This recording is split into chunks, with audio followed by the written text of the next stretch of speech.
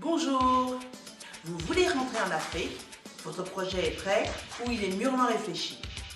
Mais votre entourage vous décourage, pas parce qu'ils ne veulent pas votre réussite, mais en fait tout simplement parce qu'ils ont peur de l'échec. Mais combien de fois avez-vous entendu « l'Afrique est instable, le pays est foutu, il n'y a pas de route, pas d'eau, pas d'électricité, pas d'école ». Soit l'école coûte cher, on va te voler ton mari, on va te voler ta femme. Nous sommes issus d'une famille pauvre, tu ne connais personne, tu n'as pas de nom. La famille va t'assaillir de demandes.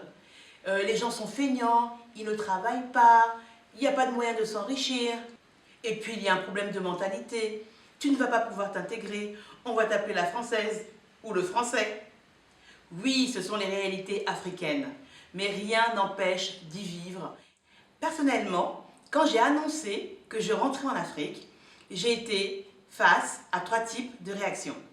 Les premiers, ceux qui ne connaissaient pas l'Afrique, ils m'ont pris pour une insensée. Tout simplement parce que pour eux, l'Afrique, c'est sous-développé. Donc, il n'y a rien à y faire. Les deuxièmes, eh bien, c'était la peur. Par exemple, c'est le cas de mes parents, qui se sont dit « Mais que vas-tu faire en Afrique, ma fille ?» Parce qu'eux-mêmes, en fait, sont des immigrés pure souche. Ils ont quitté l'Afrique parce qu'effectivement, pour chercher une vie meilleure en Europe, donc pour eux, pas d'issue non plus pour réussir, à moins d'être fille de, etc., ce que je ne suis pas. Et puis, troisième cas de figure, ceux qui avaient déjà fait l'expérience, ceux qui avaient déjà tenté le rêve africain. Qu'ils aient réussi ou pas, ceux-là m'ont encouragé à rentrer parce qu'en fait, ils se sont rendus compte qu'il y avait de vraies opportunités de business et d'emploi. Et cela, vraiment, je les remercie. Je prends le cas de mon amie Emma. Emma, qui avait grandi en Afrique. Nous avons grandi ensemble en banlieue parisienne, mais en fait, elle avait grandi en Afrique, était arrivée à l'âge de 8 ans en France, donc elle avait une vision de l'Afrique hyper positive. Donc, lorsque je lui ai annoncé que je voulais rentrer en Afrique, eh bien, c'était une des seules qui m'a encouragée. Alors, un petit coucou à mon amie Emma, merci pour tes conseils. Un petit coucou du Congo pour la Côte d'Ivoire. Je vais vous expliquer un petit peu mon parcours. Eh bien, moi, mes parents sont des immigrés congolais qui sont arrivés en France. Ce sont des travailleurs. Mes parents m'ont toujours montré un bon exemple. Ils sont des travailleurs acharnés. Et j'ai grandi en banlieue parisienne. Mes parents étaient, on va dire, pauvres. Et je fais partie d'une génération des années 70 où nous sommes moins intégrés que tous ceux des années 80-90 qui ont beaucoup plus d'opportunités en Europe. Donc, dans ces années-là, je me rends compte que, voilà, il y a quand même beaucoup de discrimination, j'ai des compétences, j'ai la niaque, mais j'ai envie d'autre chose. Et je me dis, je vais aller aux États-Unis. Je devais aller aux États-Unis où je me disais qu'il y avait peut-être une ouverture meilleure pour les Noirs. Finalement, je me retrouve en Afrique. Et par un concours de circonstances positifs. Et aujourd'hui, je ne regrette rien.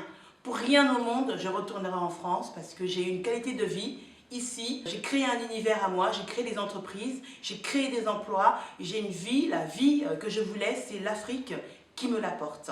Et donc aujourd'hui, je repartirai pour rien au monde. Je suis arrivée en Afrique et j'ai réussi tout simplement parce que j'avais la niaque, cette volonté de travailler. J'ai un bac L, donc je suis une littéraire, j'aime les mots, voilà pourquoi je m'adresse à vous, mais je n'avais rien d'une businesswoman. Tout ce que j'avais d'une businesswoman, c'est ma volonté et ma manière de travailler. Je travaille à 1000% et puis je suis une leader. J'aime l'idée, j'aime conduire les projets, amener les projets jusqu'au bout. Et en Afrique, avec toutes les opportunités qu'il y avait de travail, de business, j'étais vraiment dans l'environnement qu'il me fallait. Mon conseil pour rassurer votre entourage et faire face aux barrières pays, ayez foi en vous. Ayez foi en votre projet. Faites vos recherches. Ne faites pas les choses à moitié. Montrez sur papier à votre entourage, voilà mon projet, voilà mon contrat de travail, voilà ma future voiture, voilà ma future maison, voilà ma future ville. Pour vous déjà, c'est rassurant et pour votre entourage également, c'est rassurant. Je vais répondre à une question qui concerne ce sujet. C'est la question de Mouine. Alors, je lis son message. Bonjour, je suis tout à fait d'accord avec le fait de rentrer en Afrique, investir. Mais mon problème est que chez moi, il n'y a que mon père qui me pousse à cela. Ma mère veut bien, mais elle est toujours sur un « mais, attention », etc. Ce qui me dérange fortement, mais j'ai réellement envie d'investir en Afrique parce que c'est là où je puise mon inspiration. Mais c'est souvent ma mère, la barrière. Alors, qu'est-ce que vous pouvez me dire, me conseiller pour convaincre la personne que j'ai en face de moi? Alors Mouine, pour te répondre, écoute, j'ai vécu le même cas de figure. Mon père était plutôt pour et ma mère était très réticente pour les raisons évoquées au début de cette vidéo. Eh bien, tu sais que nos parents sont d'une génération différente, d'une génération qui a plus peur, on va dire, du retour en Afrique, sachant peut-être ce qu'ils ont vécu et ce pourquoi ils sont partis. Nous, aujourd'hui, nous avons moins de complexes, nous sommes plus diplômés, c'est vrai, nous n'avons pas vécu les mêmes choses et nous avons une image de l'Afrique qui est plus positive.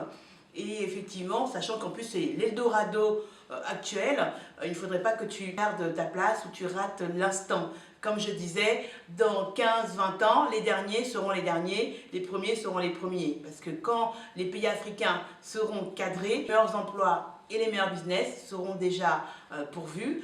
Donc il y aura moins de chances de réussir au même niveau. Donc mon conseil, montre cette vidéo à ta maman, par exemple, parle-lui effectivement de mon exemple, je suis partie de rien également, et je pense que justement ça va la rassurer, mais c'est aussi un problème générationnel. Donc voilà, rassure-toi et rassure-la avec les mots et les conseils que je viens de te donner. Oui, effectivement, il y a des échecs, mais lorsque vous regardez le plan du pourcentage, la plupart des gens qui repartent parce que souvent le projet a été construit mais peut-être pas assez mûri, peut-être que le secteur d'activité n'était pas le bon ou souvent aussi la gestion était pas trop calée. Mais les gens ne repartent pas à cause de l'eau, l'électricité, le transport, la politique est quelquefois aujourd'hui en pleine recherche de stabilité. Les choses qui font repartir les gens, c'est plus le projet en soi lorsque le projet bat de l'aile. Voilà, donc en réalité, tout le contexte pays n'empêche pas la réussite. Aujourd'hui, vous avez effectivement le cas du Congo. Pour ceux qui veulent investir au Congo-Brazza, il y a effectivement une petite crise. C'est peut-être pas le moment, je ne vous conseillerais pas d'investir aujourd'hui. Mais rien ne vous empêche de mûrir votre projet, de le mettre sur papier, de faire toutes les démarches nécessaires pour que lorsque les choses vont reprendre, parce que ça va repartir forcément, économiquement parlant, que vous soyez prêts à venir les premiers. Effectivement, on attend que ça aille mieux et qu'il y ait du courant, qu'il y ait de l'eau, qu'il y ait des routes, qu'il y ait vraiment une possibilité de vivre aussi bien qu'ailleurs. Nous œuvrons tous pour que demain, ça aille mieux et que vous puissiez arriver dans une Afrique construite. Effectivement, mais qui va construire cette Afrique? Eh bien, c'est nous qui sommes déjà rentrés. Si vous attendez qu'il y ait tout ça, vous allez peut-être attendre longtemps et perdre vos opportunités. Donc, venez et construisons justement tout ce qui manque parce qu'il faut dire que toute l'Afrique se ressemble. Les contextes d'emploi, d'opportunités de business, le doing business en Afrique se ressemblent à peu de choses près. Donc, voilà, rentrez, les barrières sont surmontables.